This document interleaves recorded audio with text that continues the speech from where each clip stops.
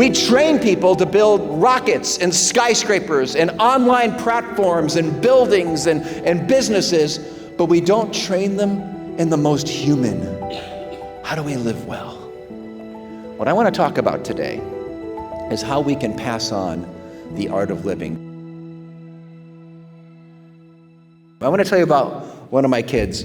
This is many years ago, he's grown now and out of the home and all, but when he was a little boy, he had a really good ear for music. When he was just like 2.5 years old, he would come home from he would come home from church, and he would play the song from church. He would just go play it. Or we would watch The Sound of Music, and he would play the Sound of Music songs, do do do do do do do do do do do do do, as a little 2.5-year-old. And then he would play songs that he heard that we were listening to in the house. And this continued when he was 3, when he was 4, when he was 5. And we listened to a lot of classical music, so we would hear songs by Mozart or Beethoven, and he would just go figure them out. It was crazy. And I remember he was 5.5 when he came to this famous piece by Beethoven. Do you know his piece, Fallacy? The one that goes, na na na na na na na na na na na na na na na. And he figured out the whole first movement just listening to it on a CD player. He listened to it over and over and over again, and he figured out the right-hand melody with the left-hand accompaniment all by himself as a 5.5-year-old. But then he came to the second movement. Now, the second movement's not as famous. I don't know if you know the second movement of Fallacy, but my wife calls it crazy Beethoven. It's like when Beethoven's going, no, no, no, no, it's like all over the place. And he's listening on the CD, and he can't figure it out. He's getting frustrated. And finally he comes to us and says, can I have lessons? So we found some random teacher, and she listens to him play, and she says, okay, I'll teach him for a while, but eventually we're going to have to give him to a more advanced teacher. And she's teaching him how to read music, and he's each week learning a new piece by Joseph Haydn, by Chopin, by Johann Sebastian Bach, and every week he's just learning a new piece with this teacher. Is amazing. But eventually she handed him off to the more advanced teacher. And I was so excited to take my son there, and he's playing some Mozart piece, and she's listening, and she has this pained look on her face, and you can tell she's concerned. And finally she just says, okay, wait, stop. You have to make the right hand louder, and the left hand you have to be softer. The right hand is the melody. You want that to sing, and you don't want it to be drowned out by the left hand. You can't play both hands at the same level. And he's trying to understand that. He'd never had anyone teach that before, and he's trying to do it, and he's not figuring it out. And then she's nitpicking how he touches the key and says, no, you got to curve your finger like this. No, like this. And he keeps trying, and finally she says, okay, stop. Just play Happy Birthday. And so we're going back to Happy Birthday now, and he's doing Happy Birthday, and she says, no, when you touch the key, don't just bang it. You got to press in like this, and you got to curve your finger like this, and then move your hand like this. And she's every little detail of Happy Birthday she's tearing apart.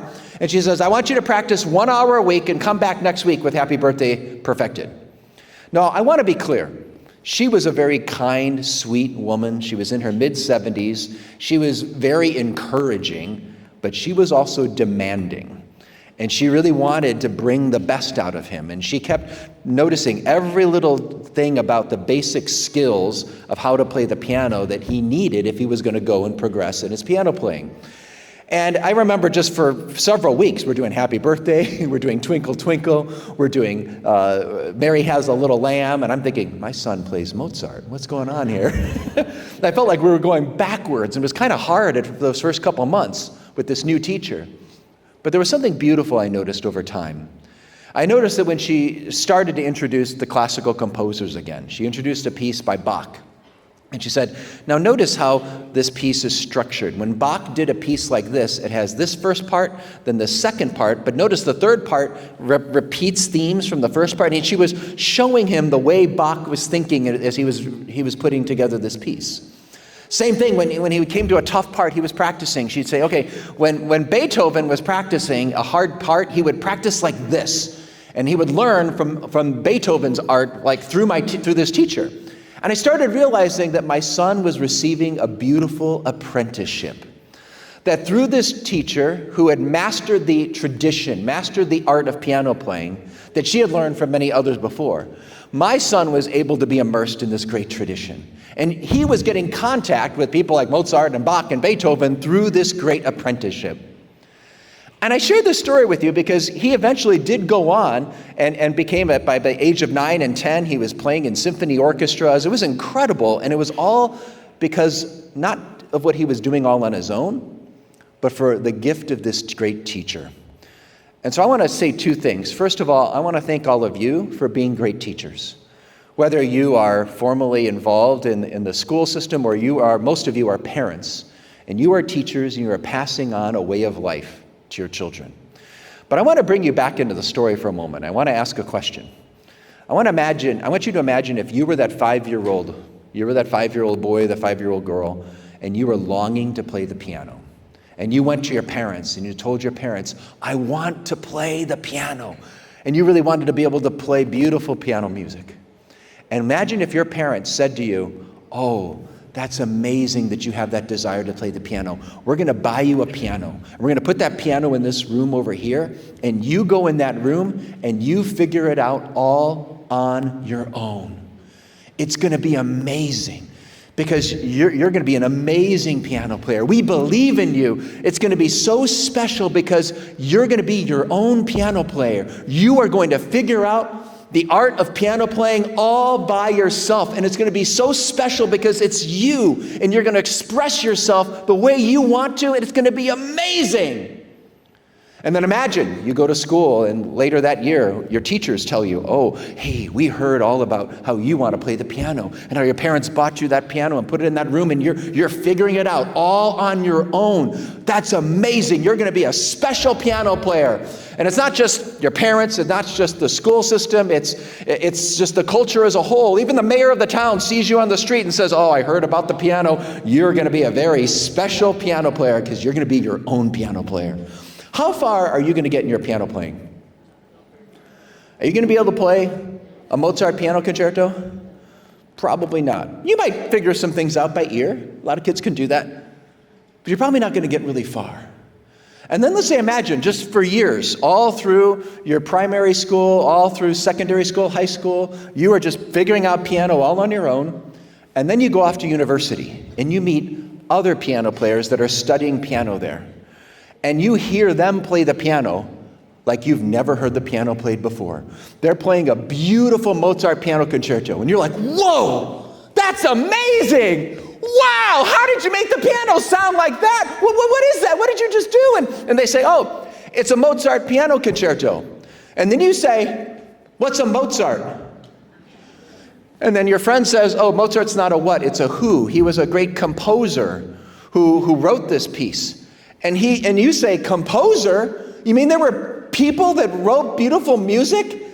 And I never got to hear about that? No one taught me that? Well, what do you mean they wrote music? What does that even look like? And they say, oh, well, here's the music. We're just playing the notes on the music here. And you're looking at this sheet music. And for you, it's a foreign language. It's just a bunch of lines with a bunch of dots. You have no idea what it means. You're like, well, what is this? And they say, oh, well, this is musical notation. Every dot on the line corresponds to a note on the key. Didn't anyone tell you about this? He goes, no, how did you guys find out about this? Well, our teachers, when we were young, taught us how to read music. You say, teachers? You mean there were teachers that could teach you the art of this great tradition of piano playing? How come I didn't get that? How would you feel? If you longed to play the piano beautifully, how would you feel? What's that? Cheated. Give me another word. What's that? Ripped off. Frustrated. Angry. Resentful. Can I tell you? I'm blessed in a lot of my work. I get to work with university students all over the United States, all over Europe. I get to come here. I'm going to be speaking to university students today and down in Melbourne later this week. I love working with university students. I'm also blessed to work with a lot of young adult professionals in their 20s and 30s. And I hear a very similar story from university students and from young adults. And it goes something like this. Like maybe I'll show up on a campus and I'll talk about friendship. I'll talk about the great tradition of friendship. That there's a beautiful vision for how we're made for friendship. And in a world of so much loneliness, where more than one out of four people, at least in the United States, You can tell me if this resonates here. But there was a Harvard study done showing more than 1 out of 4 people in the United States don't have a close friend. They don't have someone that they can confide in, someone that really knows them as they really are. 1 out of 4. That's so sad. I mean, just imagine you just walk outside down the street and just count 1, 2, 3, 4. 1, 2, 3, 4. 1 out of 4 people are really lonely. And so when I give a talk on friendship, and the university students, they hear about friendship and how to build communities of friendship, they're like, wow, why didn't anyone tell me this before? Or I talk to them about some basic principles about dating and discerning a relationship and the next steps of marriage. And they hear certain basic things. And they're like, wow, how come nobody ever taught me that before? Or they hear certain things about sexuality, pornography, and the effect that it has on their lives. And I have had so many young people come and just say, I wish someone taught me this. I wouldn't have made the choices I made. And now I'm enslaved. My wife and I, we do a lot of mentoring for young couples as they're preparing for marriage, when they're engaged. And they have tons of questions always coming. How do I build a happy marriage? What are the foundations? What do you need? How do you deal with conflict? How do you communicate well? How do you build trust? They've got so many questions. And I think it's because in our world, and they tell us this actually, that they have not seen marriage modeled well. Many of them came from broken homes. And they're so scared that they're going to repeat the parents' mistake. I hear such fear in young people when it comes to serious relationships. Or even if their parents stayed together, it wasn't a happy marriage. It wasn't a marriage growing in love, growing in unity, growing in great trust, where you could tell they were best friends.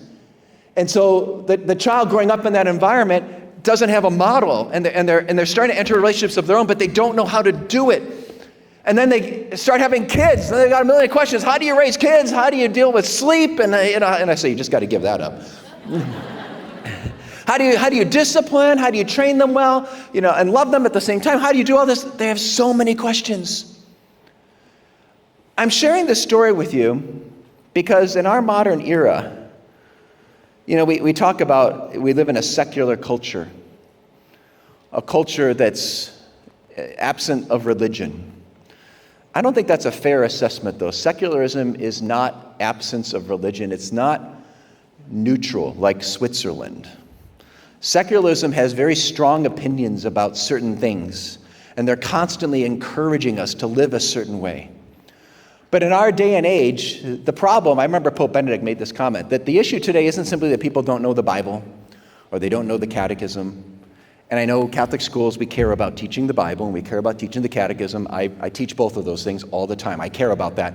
It's just that as we've turned away from not just religion, not just from God, we've also turned away from basic human values.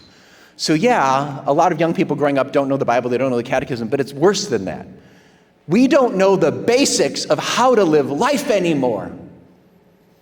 We've lost what Pope Benedict called the art of living. We've lost the art of living. We don't know how to live friendship. There's all these great articles, even in like Harvard Business Review and other things, about the younger generation entering the workplace and the fear of conflict. We don't know how to look someone in the eye and just address, hey, there is an issue here and I need to address it with you. They do it all over text, or they ghost people. How many young people, like they enter into a relationship, they go on a date or 2 or 3, and then they just ghost the person. They don't even reply. They don't have the honor, the courage, the human character to just look a person in the eye and say, hey, I've enjoyed getting to know you, but I'm not sure this is going to, go further for us here. And so thank you very much. But they just don't even give them the dignity of responding. We don't know the basics of how to live friendship, how to deal with conflict, how to deal with tension. We don't know how to live dating relationships. We don't know how to build marriages. We don't know how to raise families. We have lost the art of living. We train people to build rockets and skyscrapers and online platforms and buildings and businesses, but we don't train them in the most human. How do we live well? What I want to talk about today is how we can pass on the art of living. Because the good news is there is a great tradition on living life well. A beautiful tradition that goes back to the early Christian world. It goes back even further, not just to the apostles, not just to Jesus, but it stretches back into the Old Testament. The ancient Jews understood that there were 4 basic virtues that you need to live life well. If you want to be a good friend, if you want to be a good wife, a good husband, a good father, a good mother, there were 4 basic virtues that you needed. And you see this way back in the Old Testament. The early Christians, of course, ran with it. But it's not just in the Jewish Christian tradition. You even see it outside of it. You see ancient Greek writers like Plato and Socrates and Aristotle and ancient Roman writers like Cicero. They all understood that there were 4 basic virtues that you need if you want to thrive, if you want to be happy, if you want to love people. They all understood this. It was the basics. It was passed on just in the culture. If you go to Europe, you ever been to Europe and you just walk into some of these churches or monasteries, you see these 4 virtues depicted in art and in statues and stained glass windows. It was just in the air. It was passed on from one generation to the next, from father to son, from grandfather to grandson, from uncle to nephew. It was passed on from mother to child. It was passed on from aunt to niece. It was passed on from master to apprentice, from a pastor to his flock. Everybody understood that there were these 4 basic virtues that you needed if you wanted to live life well and be happy. Sadly, in our secular age, as we've turned away not just from the Bible and religion, we've turned away from just basic human living. And 95% of the people out there in the secular world could not name those 4 basic virtues. They wouldn't know it anymore. Because our secular modernity said, what we want to do is just step away from all religion, step away from church, and step away from tradition. Step away from what your parents think, what the culture thinks, and what you want to do is just go over here and think for yourself. One of the great Enlightenment thinkers, Immanuel Kant, in an essay he wrote in 1750 that has shaped so much of the way we live life today, asked, what is enlightenment? What does it mean to be an enlightened modern man or woman? It's to be an independent thinker. I'm just going to think for myself, like that little kid trying to figure out piano all by himself. Now, don't get me wrong. It's really good to use your mind and think, but we never think totally independently. That's totally naive. We're always being influenced by some tradition. The question is, which tradition do you want to be influenced by? The secular tradition or by this great tradition that is proven for almost 2,000 years, throw out more than that, 2,700 years, that has proven a pathway to true happiness? So sadly, 95% of the people in our secular age have no idea what those 4 basic virtues are. They're called the Cardinal Virtues. And what's even perhaps more sorrowful is 90% of Catholics don't know those 4 cardinal virtues.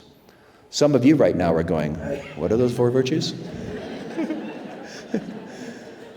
Prudence. And, hey, that's okay. We've all come through a rough period in civilization where these haven't been passed on. There's been an intentional effort to not pass on the art of living. But the good news is it's there. What are those 4 basic virtues? I'll just tell you briefly. We're going to go through them a little bit more. Prudence is wise decision making. Stephen Covey, a great business writer, says, it's like when you're making decisions, you want to begin with the end in mind. Begin with the end in mind. What is the goal, the end? And then I make decisions today based on what the goal is. Now, Stephen Covey didn't make that up on his own. He got that from Aristotle and Thomas Aquinas and others. But that's a beautiful picture. So I begin with the end in mind. So Prudence says, okay, if that's what I'm trying, I want this. I want a great marriage, or I want great kids, or I want my business to thrive, or I want to be a good friend, whatever that is. So what decisions do I need to make today in light of that goal? Now, that's prudence. Now, as I'm pursuing that good thing that prudence is showing me, I need 2 other virtues that flank me, that keep me on the right path. I need courage, fortitude, to help me persist against difficulties when things get hard, so that I'm not overwhelmed by the cost, the sacrifice, the pain that may be involved in pursuing something that's good. I'm willing to endure those difficulties. And I also need a virtue called temperance, also known as self-control, so I'm not distracted by all these cool, pleasurable things over here that I think could make me really happy, but it's going to distract me from pursuing the real good that will make me happy. And then I need justice, so that as I'm pursuing the good, I'm doing it, fulfilling my responsibilities to God and the people in my life. Those are the 4 basic cardinal virtues. I want to talk about why virtue is so important. This is just my introduction, by the way. It's a long introduction. So I want to do a little prayer to start us off. I know we've prayed, but do you all love Mary? Are you okay with Mary? Let's ask Mary. She's one who embodied the virtues, and then we're going to get into the practical, fun stuff, and it'll be a very much fast pace. You ready to go? Let's ask Mary to pray for us. In the name of the Father, and the Son, and the Holy Spirit. Amen. Hail Mary, full of grace, the Lord is with thee. Blessed art thou among women, and blessed is the fruit of thy womb, Jesus. Holy Mary, Mother of God, pray for us sinners, now and at the hour of our death. Amen. In the name of the Father, and the Son, and the Holy Spirit. Amen. So for the slides, if we can go to the airplane, the cockpit. So as a kid, I used to love watching or getting to go fly on airplanes with my dad. So my dad would sometimes take me on trips with him. I used to love that. And to this day, I do a lot of flying for work. So I end up, flying, and I've traveled all the way here. I get a kick out of flying. And so let me ask a question. What is your name? Daniela. Daniela, let me ask you, let's say I heard that you needed to fly to Perth next week. I said, oh, Daniela, I love flying. I'm really passionate about flying. I have strong feelings about flying. Would you let me fly you to Perth? No way, right? I don't have the skills of a pilot, right? That just makes sense. Next slide. Similarly, my dad was a surgeon. And so I grew up meeting a lot of his patients. I grew up watching pictures of his surgery. I grew up learning from his anatomy books. And to this day, I hold surgeons in high esteem. Tell me your name again. I'm sorry? Guy. Yeah, so Guy, let me ask you, Guy, if I heard you needed surgery, and I said, oh, Guy, I love surgery. I have really strong feelings about surgery. Guy, you get up here on the operating table. Let me perform your surgery. Are you going to do that? No way, right? I'm not that kind of a doctor. I know this is common sense, right? You don't get in an airplane with a guy that doesn't have the skills of a pilot. You don't get on an operating table with a guy that doesn't have the skills of a surgeon. And yet, how many people today jump into friendships, business partnerships, dating relationships, marriages, without ever asking the question of virtue? Does this person have the virtue to love me, the ability to love me? You see, here's the thing. Anybody can say, I love you. That's easy. Some people might sincerely mean it. They might really want to love you, but it's only the person that possesses virtue that is capable of loving you well. I'm going to give you a more formal definition of virtue as we go along, but really briefly right now, think of virtue as the basic life skill we need to love. It's a basic life skill that we need to love. And I remember going to Catholic schools, and I heard about virtues in my Catholic school outside of Chicago. I remember hearing, you got to grow in virtues. And I remember having a very individualistic view of virtue. Like I tended to think virtue was about me and my own personal self-improvement, so I could be a better version of myself. I could grow in excellence. And so I want to grow in prudence and piety and fear of the Lord and fortitude and patience. And I want to get all these virtues to get like a badge. Like I earn the badge of this virtue to be a good Boy Scout for Jesus. That was my view. It was very individualistic. It was about me and my own growth. Over time, as I've studied the virtues and more just living family life, I've come to see that virtue isn't primarily about me. I need to grow in virtue, yes, but the people in my life need me to be the kind of man that is intentionally growing in virtue. You see, the more I grow in virtues like generosity, thoughtfulness, patience, courage, the more I could do generous, thoughtful, patient, and courageous things to bless the people in my life. But to the extent I struggle with these things, let's say to the extent I struggle with generosity and thoughtfulness, like I don't think of others, I don't think of their needs, I put myself before others, that's not just a problem for Edward Sri. That's a problem for my wife, Beth Sri. I love my wife, Beth. She's amazing. I really want to love her, but to the extent I struggle with my self-centeredness, I will do selfish things that hurt her. I don't want to hurt her. She's amazing. But I do hurt her because I can be so focused on me and what I need to get done, and I'm not thinking as much of her and her heart. I need to grow in generosity. I need to be more thoughtful so I can love my wife better and be a better husband. Same thing with my kids. When it's a Sunday morning, did you ever hear the idea that patience is a virtue? You ever hear that? Yeah, but on a Sunday morning, when we're already running late, and then my little kids can't find their shoes, where are the shoes? We gotta go, come on! Does any parent here ever do that?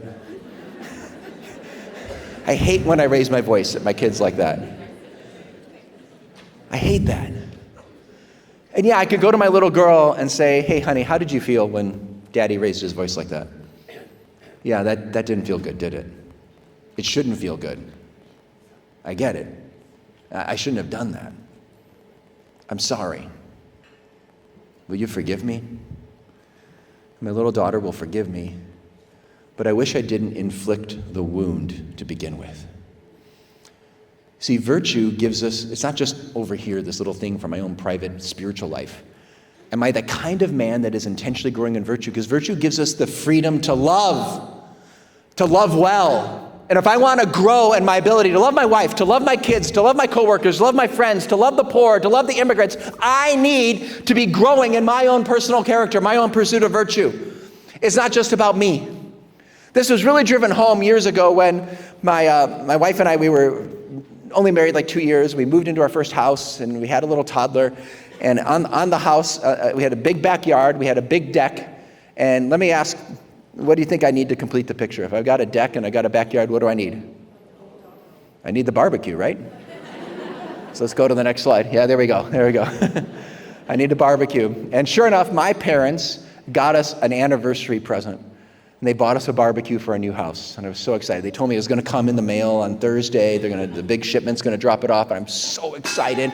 That morning, I got up early to buy steaks. They're marinating all day, and I can't wait to cook my steaks on my new grill, on my new deck, in my new house. It was going to be amazing. But it's noon, and the truck isn't here. 1, 2 o'clock, this truck's not here. 3 o'clock, truck's still not here. It's almost 4 o'clock. Finally, the truck shows up. There's this big box. I take the big box, push it through the house, put it on the back deck, and I'm so excited to start grilling. Now, I got to give a little background here. Does anyone here love St. Joseph? Any Joseph fans here? As a Catholic husband and dad, I want to be like Joseph. I want to imitate his virtues. But there's one quality of Joseph's I know I will never possess, and that is his carpentry skills. Joseph was good at building things. I'm good at breaking things. So when I opened up this box, suddenly, to my dismay, there wasn't a grill inside this box. You know what it was? It was a bunch of pieces and an instruction manual. And I had to put this whole thing together. And it's already past 4 o'clock now, and I got to get the grill going. And I'm overwhelmed. I'm stressed out. I'm not good at putting things together like this. So I'm trying to follow the instructions very carefully. And it says, okay, take these pieces and put them in one group over here, group A. And then I got pieces, group B over here. And then my little toddler comes in, starts messing with the pieces. I'm like, honey, can we keep the baby out of here? I got to really concentrate on this big important project so we can get the steaks going. And I can't have her messing up the pieces. And I'm a little stressed out. I'm trying to follow methodically so I don't mess anything up, because I always mess stuff up. And I'm working for like 45 minutes on this thing. Finally, I'm at step 16, and it's starting to look like a grill. I mean, you can see it taking shape. So I'm starting to go, okay, light at the end of the tunnel. Then I turned the page, and my heart sank, because I realized I skipped step 6. And now I had to take everything apart from the last 35 minutes. And I was fuming inside. I just was so mad. And just at that moment, my wife comes down the stairs and she sees my work. She goes, way to go, honey. It's looking great. You're doing awesome. You got this. She's trying to encourage me. And I'm like, I don't got this, honey. I actually doesn't look really good. I skipped step 6. And then the baby comes in, messes with the pieces. Could you keep the baby out of here? Have you ever been around people like that? You're kind of like, okay. You don't want to be around people like that, right? And I realized that day, my lack of patience, and actually Aquinas would say it's the lack of the virtue of perseverance. Persisting against a difficulty calmly, cheerfully. My lack of perseverance wasn't just an Edwards 3 problem. It's a problem for Beth. It's a problem for my little daughter. I'm not able to love them well because of my lack of virtue. So I want to give you a definition of virtue. We're going to do 2 slides. Go ahead, one more. Definition of virtue. Virtue is a habitual disposition to do the good. We need this so that we can be free to love. But the Catechism, 1803, says it's a habitual and firm disposition to do the good. So virtue is it's a habit. Sometimes people say, oh, it's just a habit. I want to be clear, it's not just a habit. Because you can have the habit of speeding on the roadway. You can have the habit of procrastinating and sleeping in. You can have the habit of picking your nose. I'm not talking about habits. I'm talking about a particular habit to do the good. And there's 4 basic qualities that we need if we want to possess a virtue. And I'm going to share with you these 4 qualities. They're not my own. You find this in the Catechism. You find it in the writings of the saints. Here we are. What are the 4 characteristics of virtue? First of all, consistency. Do I do the good consistently? Let me give an example. Let's say at your church, your parish, they needed volunteers. And they say, hey, can someone help set up the tables for Lent? And you volunteered this year. That's amazing. It's amazing you did. But let's say that's the first time you ever volunteered for anything in the parish in 10 years. So it's a good thing in your life, but you're not going to win Christian Service of the Year award. You don't do it consistently. The angels rejoice that you volunteered this last Lent. It's a good thing in your spiritual life, but it's not second nature for you consistently. Secondly, do you do it easily? Is it easy for you to say, oh yeah, I want to do this? Thirdly, do you do it promptly? When Father says, hey, who wants to help set the chairs? Are you the one like, yep, because you're just the kind of person that likes to serve. You like to be generous. It's who you are. Or is it like, he asks, who wants to set up the chairs? And you do one of these. I don't want to make eye contact. You do it in the end, but you don't do it promptly. And then do you do it with joy? Because you take delight in serving. That means you have that virtue. Or is it like, well, it's Lent. I guess I got to give up something. I'll help Father this weekend. Do I do it with joy?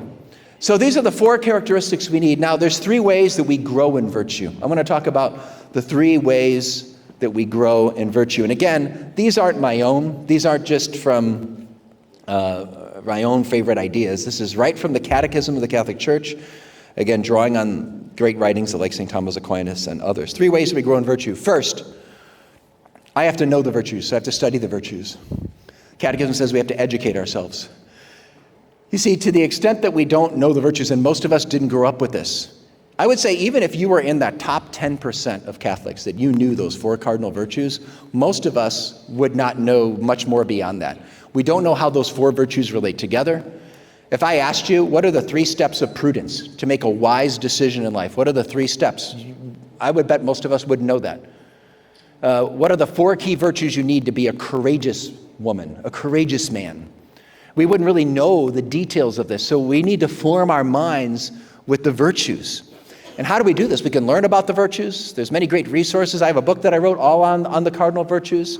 We can read the scriptures, reading the writings of the saints. That will help us in the virtuous life. But we think about what's going to help me more? Keeping up on my favorite sports team or learning more about the virtues? What's going to help me more in life be happy? Scrolling on Instagram or trying to imitate the saints in virtue to help me be a better man? So we need to educate ourselves in virtue, step 1. Step 2, we need to put in much effort. We can't just study it, we have to try. We actually have to strive to go after virtue. So let's say I notice, like St. Francis de Sales says, like when you're trying to work on a weakness, you don't just say no to the weakness. You don't just say, okay, I eat too much. I always eat too many sweets. So I'm just going to say no to that cookie. I'm going to say no to that cookie. Instead, maybe you try to do something more positive. You offer others the cookie. So you try to practice an opposite virtue. Let's say you talk too much. You tend to dominate conversations. So instead of saying, I'm not going to talk too much, I'm not going to talk too much, when you're with others, you talk to them. You ask them, oh, how are you doing? Oh, what did you think of the first talk? Or how's things with the family? So you're giving others space to talk. So you're not just saying no to something. Or let's say you struggle with anxiety. So many people struggle with anxiety.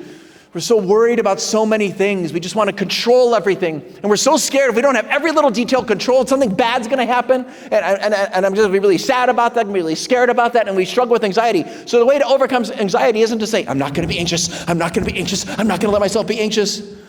No, we have to practice the opposite virtue, which is trust in God's providence for our lives. That's what Aquinas says. If I struggle with anxiety, now I'm not talking, there's many of us in our broken world have more clinical anxiety, and those are deeper issues, maybe from trauma. We might need deep therapy, EMDR, whatever. So I'm not talking about those matters. I'm talking about the regular anxiety that we all come up with. can find ourselves experiencing. Do I trust in God? Maybe I say a short prayer, like from the Divine Mercy, Jesus, I trust in you. Or from Psalm 23, the Lord is my shepherd, I shall not want. So no matter what happens with this kid, no matter what happens with my job, no matter what happens with this health thing, the Lord is my shepherd. Or I remember a Bible passage like Romans 8:28. In all things, God works for good in those who love him. Do I really believe that? Do I really believe in all things, no matter what may happen, even if my worst nightmare comes true, do I really believe in all things God can use it for good in my life? Do I trust him to care for me? So we want to put in much effort by practicing the virtues that overcome our particular weaknesses. But the last point on how to grow in virtue is the most important one. No matter how much I study the virtues, no matter how much I try, I'm going to run up against my own weakness. I'm going to run up against my own limitations. And I'm going to find myself falling into the same sin, falling into the same weakness over and over again. I think we see this especially in marriage. I was with a group last night. I asked them this question. How many people here have been married more than 3 weeks?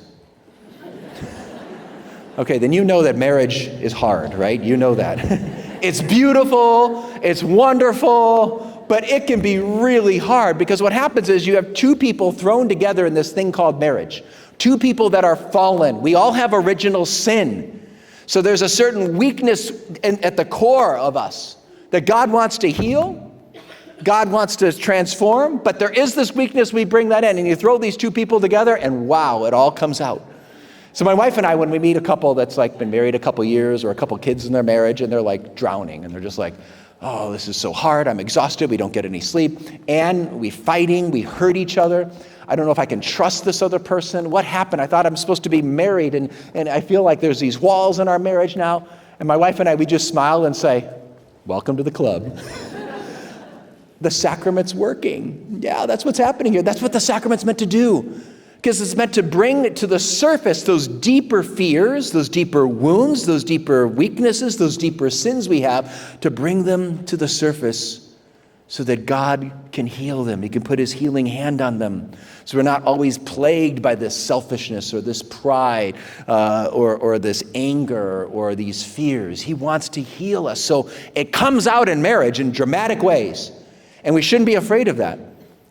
But think of it as God's invitation to rely on him to help you to love more, to forgive more, to trust more, to allow on his grace. And so this third point's the biggest one, that no matter how much I try, sometimes the pursuit in virtue isn't about trying harder. That maybe I need to just try softer and say, Lord, I fell again. I lost my temper with the kids. I snapped at my wife. I wasn't honoring to my mom as kind as I could have been. Or I got frustrated with this situation in the office. Lord, I struggled again.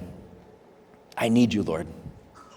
I keep struggling with this over and over, and I see how I'm hurting my child. I see how I'm hurting my relationship with my spouse. Help me, Lord. Help me to be healed in a way that I cannot do on my own.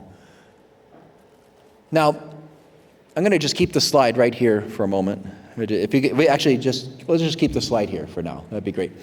I want to draw our attention to another thing here. So what we're talking about is this beautiful vision of life, this art of living, and the virtues we need to be able to love.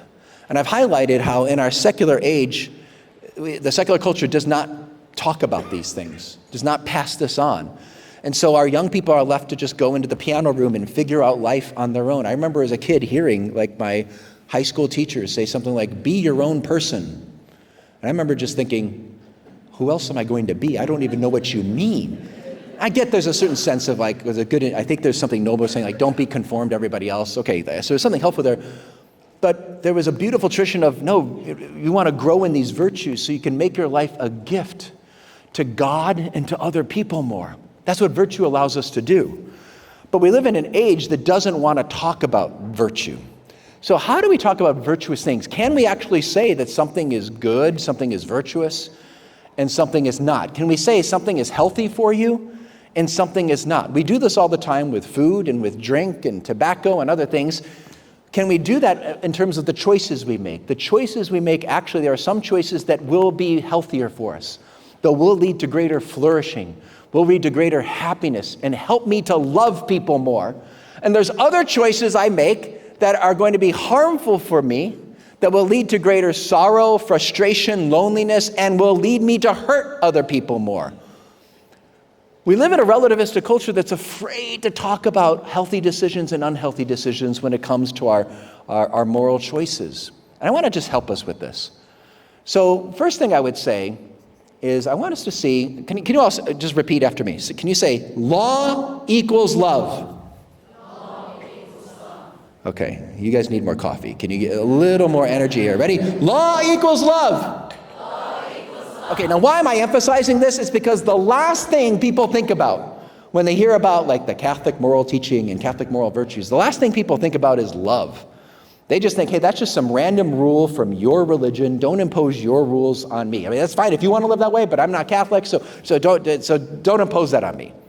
That's the way the mentality of our culture is. Whereas I want to reframe that conversation. I want us to see that the choices we make are not about just following a rule. It's so sad to me when I meet so many Catholics that are just rule followers. Now, don't get me wrong, I want to be clear, especially the diocese who invited me out here. I believe in the catechism and the inspiration of Scripture and the 10 Commandments and all the moral teachings. They are there to help us. But that's just permission to play. That's just like the beginning point. Like if I told you I'm a really great basketball player. Do you all do basketball in Australia? Yeah, you know basketball, right? If I told you I'm a really good basketball player and you said, wow, Dr. Sri, what makes you a great basketball player? And I say I'm really, really good at following the rules. I don't go out of bounds. I don't double dribble. I don't travel with the basketball. I'm an amazing basketball player. You're all laughing at me, as you should, because simply following the rules doesn't make you a great basketball player. Similarly, if I just am a Catholic rule follower, I just follow all the rules. Okay, that doesn't make me a great Catholic man. Like if I come back to Australia next year and you say, Dr. Sri, you talked about your wife. How are things with you and your wife? It's like, oh, it's amazing. Yeah, I follow all the rules. I haven't killed her. I haven't lied to her. I haven't committed adultery on her. It's an amazing marriage. No, that's just permission to play. And I want to be clear, following what Jesus teaches, his divine revelation passed on through the scriptures and tradition and is proclaimed by the teachings of the church, absolutely essential. You're hearing me say that, right? So I'll make sure I got it. Absolutely essential. It's just the basics. That doesn't make a great marriage. It doesn't make a great family. It doesn't make a great society. Our society, the best secular society can come up with is just be tolerant. Now, I want to be clear, we should be so respectful always of every person is made in the image and likeness of God, no matter what moral choices they make, no matter the lifestyles they live. They have great dignity. God delights in who they are as his beloved son and daughter. So we should, of course, show great respect to everyone. But to have as the number one thing, this is the best we can do, is to just tolerate each other. And imagine, Dr. Sri, how's your marriage? Oh, I tolerate Beth.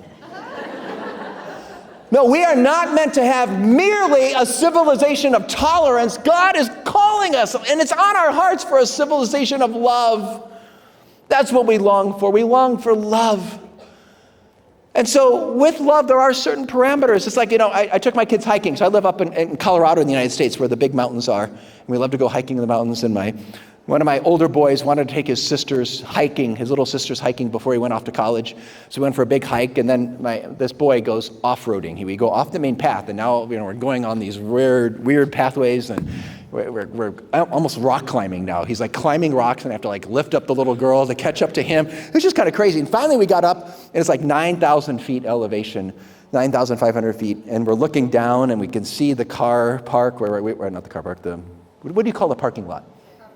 You call it a car park even if it's not a building? It's just out you still call it a car park. Okay, great. When I go to London, car parks are always just the garage thing. Okay, all right, anyway. So we see the car park down there, and the car's a little tiny, and my little girls are getting really close to the edge. And as a dad, I say, hey, let's stay back here. Let me hold you. I'll show you. Why did I give them this rule not to get too close? For their safety. Is it because I just want to control them? I'm on a power trip with my little 6-year-old. Is that what's going on here? No. Is it because I want to test them? Sometimes people think like the moral law is just a test. Like, don't get too close, little girls. Why, Dada? Because I'm testing you. I want to see if you'll submit to my fatherly authority. No, that's not what's going on here. Why don't I want them to get too close? Because I know they could get hurt, right? Like in other words, this is why God gives the moral law. It flows from his heart. The law flows from his love. It's not a random rule. It flows from his relationship. God loves you so much. I mean, I think you could say this, that imagine how good God is. Just try to imagine how good he is and how much he loves you. Just close your eyes for a moment. Just imagine that.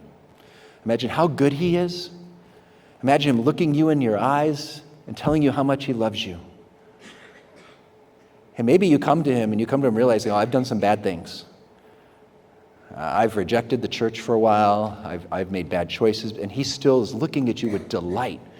Can you just imagine him, how good he is and how much he loves you, even in your imperfection? He loves you. Okay, now open your eyes. I want you to know whatever you imagined is like only a sliver of the infinite reality of how much he really loves you. He is so in love with you, and he loves you so much that he's revealed himself to us to show us the pathway to happiness, because he wants us to share in his love. That's why God made us. He made us so that we can be in relationship with him. We could share in his love and share his love with others. And so the moral law, don't think of it as just some random rule. God's just trying to control us and keep us from having too much fun down here on earth. Don't think of it as God's testing us to see if we can jump through these hoops and be obedient. That's not what it's about. It's a loving father that doesn't want you to get hurt. He wants you to thrive. He wants you to rejoice and share in his love and flourish in life. That's why I think of the moral law as like the instruction manual for our lives. Like I got a new computer at work about 2 years ago, and it came with an instruction manual. Our IT department showed us, and I'm like, I'm never going to read that. You heard how bad I am with instruction manuals. But I'm told in instruction manuals for tech devices, it says things like, don't use in temperatures that are too hot, temperatures that are too cold, don't use in water. That's my favorite one. Can you imagine someone taking the new laptop, water skiing? Am I free to take my laptop water skiing? Am I free to do that? Yes, you're free to. Yeah, I'm free to, but I'll hurt myself and hurt other people. Well, I'll hurt my computer in this case. And so that's God's moral law. God made us. He's like the divine manufacturer. He knows how we work. He knows that if we do certain things with our life, we're going to be happy, we're going to thrive. If we do other things, we make other choices, we will hurt ourselves and we will hurt other people. And so the moral law is there so we can thrive and be happy. Psalm 110 says, your word, O Lord, is a lamp to my feet, a light from my path. And so that's how I want us to think about this. Maybe just one more thing I'll go after. This will be the last little topic here. I think it's hard for us in our world, our modern world, to talk about like certain things being a healthy choice, a choice that's going to like lead to your happiness more. We don't like to say that because we're worried that we're going to end up judging someone. And I'm going to bet here, is there anyone here that wants to be a mean, judgmental person? Does anyone want to do that? I hope not. You're all here in the Catholic schools. You're here because you want to share in God's love and you want to bring his love more to the world. And we want to be careful. But there's, in the Bible, do you remember what does Jesus say about judging? Do you remember? What does Jesus say about judging? Who knows? Don't judge. That's what he says in the Sermon on the Mount. Don't judge. But did you know, this is not often known, but later on, he told the apostles, judge. He actually commanded them to judge. Did you know that? Matthew 20, he tells the apostles, like, you will sit on 12 thrones and you will judge the 12 tribes of Israel. St. Paul, in his letter to the Corinthians, says the spiritual man judges all things. So if you want to be spiritually mature, St. Paul says you have to judge. Well, this is confusing. Is the Bible bipolar? Sometimes you judge, sometimes you don't judge. Well, it's actually, it depends on what you're judging. You have to read the context. When Jesus in the Sermon on the Mount says, don't judge lest you be judged, he goes on to say, don't condemn lest you be condemned. He's talking about condemning someone spiritually, judging their soul. We should never judge someone's soul. We don't know their background, we don't know their history, we don't know their story, their intention, their circumstances. Only God knows all of that. We can never judge anyone's soul. But at the same time, does that mean we should never make judgments? Should we never make judgments? How many of you used Google Maps or Apple Maps or Waze to get here today? Yeah, many of you did, right? Let's say there was like some main highway that you normally would take to come here, and you saw on Google Maps that said that there was a big accident, the road was going to be shut down, and you were going to be 45 minutes late. Or imagine if you normally took a train here and it said that that train isn't working today, just hypothetically. I don't know if any of you heard, there's actually some train that actually isn't working. Okay, all right, well, let's stay with the highway example. So is it okay to use your mind and make a judgment that highway is closed up ahead, I'm going to take the back roads? Is it okay to do that? Okay. If it's pouring rain outside, you might want to get your umbrella. Is it okay to make that judgment? Yes. Are you a mean, bigoted person if you do that? No, right? God gave you a mind. He wants you to use it and make judgments. You don't judge anyone's soul. You don't say, oh, if they don't have an umbrella, they're going to go to hell. No, you don't do that. But you can make a judgment, right? Are you all comfortable with that? Are you okay with that? Okay, can I go a step further? Is it okay to make a judgment about someone else's actions? Can you use your mind to make a judgment about someone else's actions? Can you guys show me either yes or say no? Okay, hey, most of your people are nodding yes. I thought this is a Catholic thing. Don't they know Jesus said don't judge? Like if you have your friend and they really want, let's say they really wanted to get here, and it was really important for them, and you knew that they were on that highway where the road's closed. Can you use your mind to make a judgment if they stay on the highway, they're not going to get here on time? Can you do that? If my little daughter gets too close to the ledge, can we make a judgment that's not good for her, she could fall? Can I do that? When I do that, am I condemning her soul? Am I saying you are the most wicked person in the world if you go here? Am I doing that? No, I'm just making a judgment. If someone goes outside without the umbrella on, can I make a judgment? Oh, they're probably going to get wet. Can I do that? So we can make judgments about our own actions and other people's actions. We can never judge someone's soul, though. Now I'm going to go a step further.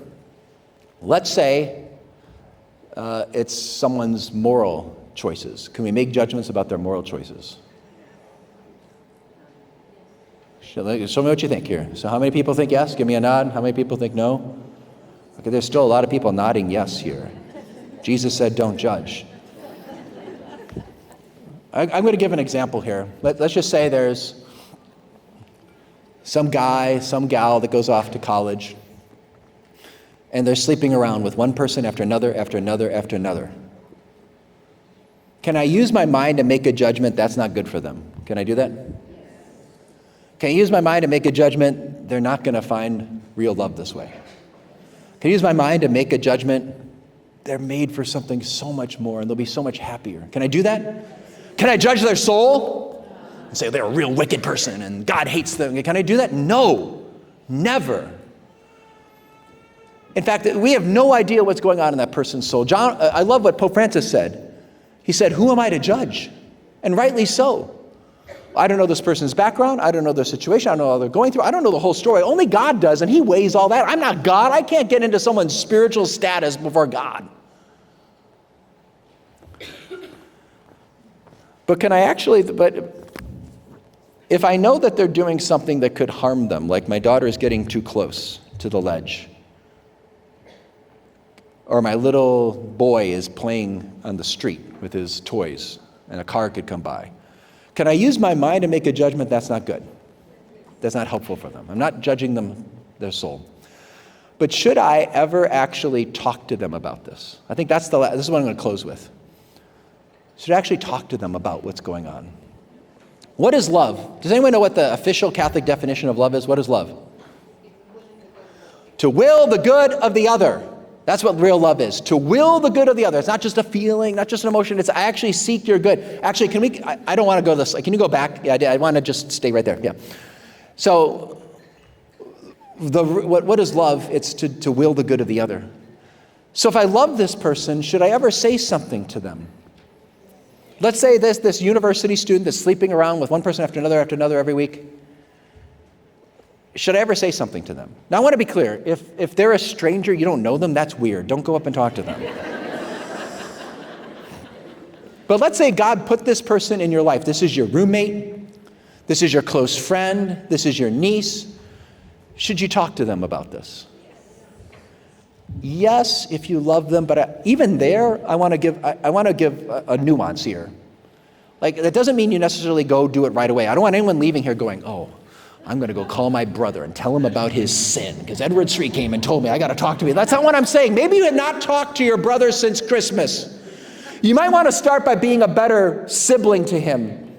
Does your brother know you love him? No matter what choices he makes, no matter what he does with his life, does he know that you really value him? You delight in who he is? Does your brother know how much God loves him? You might want to start there. Just letting him know how much God loves him, rather than nitpick on something in his moral life. There could be many reasons why you don't have to have the conversation today with your brother. And yet, I also want to caution us on the other side to just say, oh, I should never talk about things. I should never bring it up. I should never talk about these things. That's what our secular culture wants you to do. It wants you to hide the art of living from other people. And when we hide the art of living from others, we never impose it on anybody. The church says we propose the faith. Hey, here's something to think about. This could be a happier way of living. We propose it, but when we fail to propose the truth of Jesus Christ, we hurt other people. We let them be hurt. So maybe another way of saying this. Again, I want to be very clear. There's a nuance here. You don't have to have the conversation right away, but and if you ever do have the conversation, it has to come with much humility. It has to come from your own acknowledgement, if you really realize, I know in my life, I know how broken I am.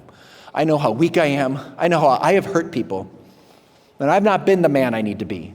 And I still struggle with things. I am far from perfect. And I need God's mercy. I need his grace to help me. If I'm acutely aware of how small I am, how poor I am, how much I need God's help, then when I'm talking to someone else about moral things, it doesn't come across like, hey, you're not doing it and I'm so much better.